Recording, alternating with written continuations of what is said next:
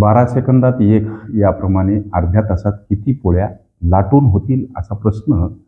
इथं लिहा सेकंद, इथं लिहा पोळ्या. ओके. 12 सेकंदात एक पोळी याप्रमाणे अर्ध्या तासात, या अर्ध्या तासामध्ये 30 मिनिटं असतात, एका मिनिटामध्ये 60 सेकंद असतात. हा गुणाकार करा. 1800 सेकंद मित्रांनो अर्ध्या तासामध्ये असतात. हे एकक सारखं करा. अर्थात 1800 सेकंदात किती पोळ्या लाटून होतील हा तिरपा गुणाकार करायचा. 1800चा 1 सोबत आणि या 12चा प्रश्नासोबत भाग द्या.